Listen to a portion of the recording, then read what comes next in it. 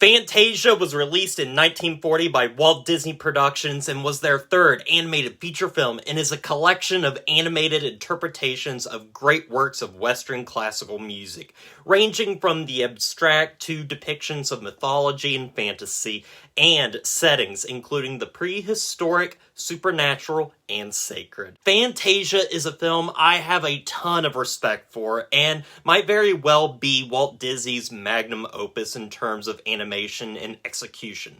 I first watched Fantasia back in 2018 and have been a fan of it ever since, but with each viewing I've noticed my love for the film has only increased to the point I think this is one of the greatest films ever made, and it's a very important one for Disney despite not being as popular among the wider public. It brings together two of my favorite things, animation and music, and blends them together into a film that truly is a masterpiece made by animators at the very height of their powers. However, before I go into it, I will admit this is not a film for everyone. There is no traditional plot for the film, and if you don't at least have some form of appreciation for classical music, you might get very little out of it. But as for me, this is a film that happens to be just up my alley and a triumphant effort from Disney and his team. It's no wonder this film is held in such high regard. But before we get into my thoughts on the film, let's do what we always do here and go behind the scenes to see just how this film was made. The concept for Fantasia originally started during the tail end of the production on Disney's own adaptation of the 1797 poem The Sorcerer's Apprentice by Johann Wolfgang von Goethe and the 1897 musical piece by Paul Dukas, which was inspired by the original tale. It was originally intended to be an elaborate silly symphony designed as a comeback for the Mickey Mouse character, which had fallen in popularity in recent years. The concept of matching classical music with animation had already been attempted at the studio once before, but whereas that was meant for slapstick and comedy, Disney wanted to go beyond and make something different. Leopold Stokowski was hired on as the conductor of the project after Disney wanted to add a prestigious quality to the short. The Sorcerer's Apprentice was being advertised as a special film that would be played in theaters outside of the normal Mickey Mouse shorts. However, as production costs for the short began to soar, eventually reaching $125,000, it became clear that the short alone would not be able to make back the amount of money that was put into it. So this predicament led to what Disney saw as an opportunity to turn The Sorcerer's Apprentice into a concert film that would have several shorts strung together put to classical music. Stokowski was brought back on board after finishing up on The Sorcerer's Apprentice to work with Disney on this new feature film approach. The pair went on to devise a plan to have an on-screen host for the film to introduce each number to the program. So it was decided that composer and music critic Deems Taylor would be brought on board to do just that. With this team of people put together, work began on what music would be used for each of the segments. Many were chosen or discussed before being discarded for the ones we would eventually see in the final film. For the longest time, though, the film went without a title, just being referred to as the concert film, before the name Fantasia was settled on, which had become a favorite name for the production due to the word's meaning. Disney also hoped that the film might help bring classical music to audiences who might not have originally appreciated it to begin with. Over 1,000 artists and technicians worked on Fantasia, which featured more than 500 animated characters. Each segment for the film was color-keyed scene by scene, so the colors in a single shot would match with the preceding and following ones. Before a segment's narrative pattern was complete, an overall color scheme was designed to the general mood of the music. The studio's character model department would also sculpt three-dimensional clay models so the animators could view their subject from all angles, much like what was accomplished on Pinocchio. The live-action scenes were filmed using the 3-strip Technicolor process, while the animated segments were shot in successive yellow, cyan, and magenta exposed frames. The different pieces of film were then spliced together to form a complete print. Disney wanted to experiment with a more sophisticated sound recording, as he describes in this quote. "Music emerging from one speaker behind the screen sounds thin, tinkly, and strainy. We wanted to reproduce such beautiful masterpieces, so that audiences would feel as though they were standing at the podium with Stokowski." The film would also create a brand new sound system known as Fantasia, which was a pioneering stereophonic surround sound system which innovated some processes we use today, including simultaneous multi-track recording, overdubbing, and noise reduction. Fantasia was developed by Disney engineer William Garrity, who used 2 projectors running at the same time, with one containing the film with a mono soundtrack for backup purposes, while the other ran a sound film that was mixed from the 9 tracks recorded at the Academy. This is obviously a lot of technical jargon, and I'm definitely not qualified to really talk about this, and I'm not sure if I even completely understand it myself. But needless to say, this system was very revolutionary for the time. The film would go on to be released in 1940. RKO, who distributed the film, felt uneasy about the picture, as they felt its runtime plus an intermission was just too long for audiences. Disney also wanted the film to not have a traditional release like a typical feature film, opting for a limited run roadshow attraction that would give the experience of going to the concert hall with a program. It's because of the nature of this release, the film wouldn't gross in the numbers of Snow White and would end up being an even bigger loss than Pinocchio, which was released the same year. The film would go on to have multiple re-releases through the 20th century and would even get its own sequel in 1999. However, despite its weak box office sales, the film was lauded by critics all over, receiving much critical acclaim, and is now seen as a masterpiece and one of the greatest animated films ever made. Now, with that out of the way, let's get into my actual thoughts on the film. Fantasia is one of those films I continuously come back to, and I end up walking away from it even more impressed than I already was.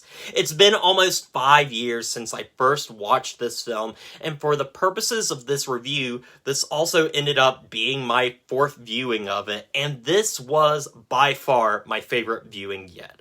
I love being able to watch a film and take away something from each viewing. It's what makes movies so rewatchable for me and helps me in appreciating things I might not have first seen the first time. In fact, the first 2 times I watched this film, I loved it, but that was about it. It didn't have this deep impact on me, but when I saw it for the 3rd time for the original review for this movie, I got it, and I absolutely fell in love with it. And here we are yet again to talk about this film, and I can say with full confidence that I think this film is a masterpiece. A masterpiece that might not be for everyone depending upon where your tastes lie, but it for sure is a film worth watching and experiencing at least once. As we've talked about in these recent revisits of my Disney reviews, I've made sure to talk a lot about the animation. Snow White and the Seven Dwarfs is still a film that looks as good today as it did all the way back in 1937. Pinocchio pushed animation to new limits with the use of realistic movement of water, and Fantasia continued to up the ante by giving us very different styles of animation for each of its segments, making sure that each number, each story has its own unique color and feel, but yet somehow feels like it all belongs together in the end. Fantasia's animation is gorgeous, whether it's the abstract colors and lines used in the opening segment, Toccata and Fugue in D minor, or the wonderfully fluent animation found in The Sorcerer's Apprentice, or need we forget about the nightmarish Night on Bald Mountain sequence followed by the use of the Ave Maria with the distant images of people walking through the forest, light in hand. Everything about this movie is masterfully done on a technical level in terms of animation. I love the movement, especially on things like the dinosaurs during the Rite of Spring, or Chernenbog as he plays with the souls of the dead. It's just something so different, and I think gave Disney Studios more of a chance to show off the power of animation in a way that just hadn't been seen at this point. However, that's just half of what Fantasia has to offer. Disney wanted to create a concert film that blended animation and music seamlessly, and with the help of Leopold Stokowski and the members of the orchestra, they achieved just that. It seems like such a simple idea that just makes sense on paper, but no doubt it was a difficult process to match music with animation. But no doubt it was the same way in previous films, and films after when it came to animating musical numbers. But this film really got me thinking about how complex of a job that truly is. Everything has to be perfect for something like this to work. And the music they use is not only beautifully played and sounds great, but the selection of pieces couldn't have been more perfect. Throughout its 2-hour runtime, the film uses Toccata and Fugue in D minor, the Nutcracker Suite, the Sorcerer's Apprentice, the Rite of Spring, the Pastoral Symphony, Dance of the Hours, Night on Bald Mountain, and Ave Maria, and not a single one is wasted. I also don't think the film would work without the presence of Deems Taylor, the film's master of ceremonies, who introduces every segment in the film as if we were at a real concert. He gives us a little background on each piece, followed by the changes the Disney team made to have the segment come to life. And on top of all that, he gets to have some really fun, if not corny, moments on stage with the rest of the orchestra, and an interesting moment where he introduces the soundtrack for the film, the living embodiment of the music produced in the film. It's silly yet clever, and somehow just kind of works. Since the film doesn't really have much in the way of a traditional narrative, perhaps, it couldn't hurt to talk about the film segment by segment. But before we get into that, I do want to mention this as a general overview of all of them. I think it's just so amazing how each of these segments play off of each other, and the amount of work that was put into each one, as well as the different varying styles that, as I've said before, end up blending so well together. So, starting off the film, we have the Toccata and Fugue in D minor, which is one of their more clever segments, as it's meant to evoke what your mind might be seeing or thinking about while you're listening to the music. It reminds me so much of those weird videos that would play on Windows Media Player back when I was in elementary school. Hopefully someone knows what I'm talking about. You would play music and all of these abstract images would just be playing on screen, creating all of these strange patterns in different colors. It's really a cool way of doing it, and I have no proof of this, but I want to say Fantasia inspired that effect on Windows Media Player in some way. Next, we have the Nutcracker Suite, a classic track, but instead of giving us the Nutcracker story in animation, the Disney team opted to be more experimental by having the subjects of the story be things we see in nature with a fantastical twist to them. I'll admit, this segment isn't one of my favorites, but I can't deny the sheer creativity on display. Then moving on to the movie's most well-known segment, and the one we can thank for giving us this movie in the first place, The Sorcerer's Apprentice is just wonderful. It's always a delight watching this segment. It's mysterious, funny, and provides us with a lesson by the end.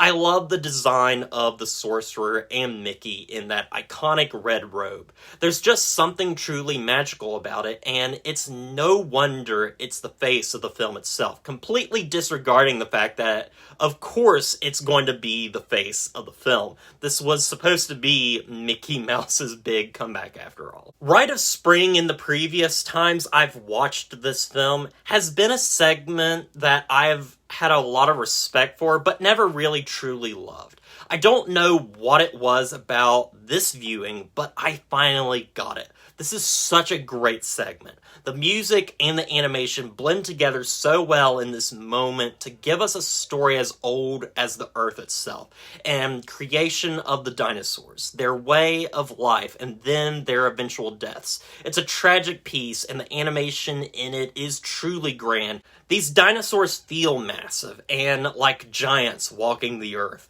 The fight scene between the T-Rex and the Stegosaurus feels big, and you can feel the weight of it. It's just a wonderful epic segment that works perfectly as the finisher for the first half of the film.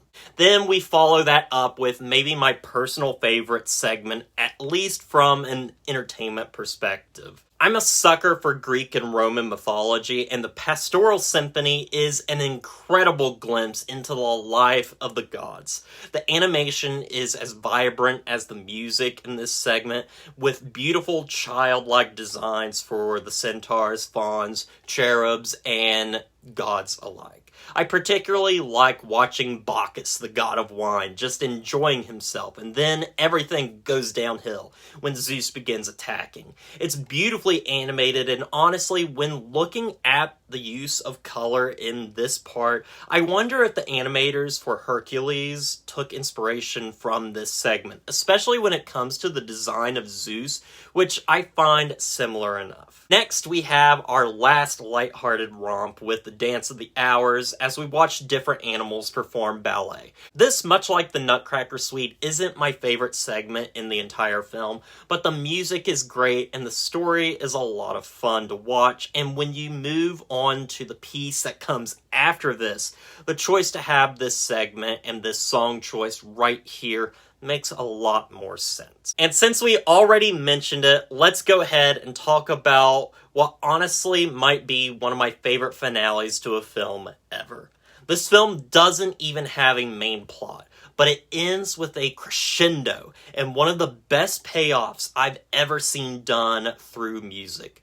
I'm of course talking about Night on Bald Mountain, followed by Ave Maria. These two pieces could not be more different, and yet they somehow feel like they were always meant to be together. Night on Bald Mountain is this loud, horrific nightmare as Chernenbog terrorizes a village on the foot of his lair. This imagery is haunting and really scary. The design of Chernenbog is iconic, a demonic presence with a sinister smile who truly loves causing discourse. It feels perfect for a grand finale, and there is nothing more satisfying than hearing the church bells at the end as the light of day begins to blind him and he falls back into the mountain where he came, and we are treated to a beautiful recording of Ave Maria as we see off in the distance a line of people making their way through the darkness of the forest. This piece was specifically put in the film to give audiences an emotional relief, and it does just that. It's filled with sadness as well as hope, and leads to one of my favorite long takes where we push through the darkness of the forest and point towards the sky. I love this film, guys. This is one of the best films I've ever seen, and I think it's a landmark film in animation. It's a crazy idea that pays off in a really big way, and I'm just so happy I decided to revisit these earlier Disney films again so I could really do this film justice. It's not going to be a film for everyone. There's no traditional narrative here. It's literally animation and music, and if you're not a fan of classical music, I sadly can't see you liking this film. But I still think it's a film worth seeing at least once because of what it accomplishes. It's such a unique movie and created the template for similar films Disney would make during the wartime era, as well as this film's sequel, Fantasia 2000. But as it stands, I think this film is an absolute masterpiece. And with all that said, I'm gonna give Fantasia a 9 out of 10. I can't believe I'm saying this, but this time around, I think I actually liked this more than Pinocchio, which is crazy because every time I've watched this and Pinocchio previously, it was always Pinocchio. But I don't know, I think this actually beat it out. But anyway, what do you think of Fantasia? And if you haven't seen it, I at least think it's worth watching at least once. But that's all I have for you, so as always, don't forget to like, comment, and subscribe to the channel, and stay positive.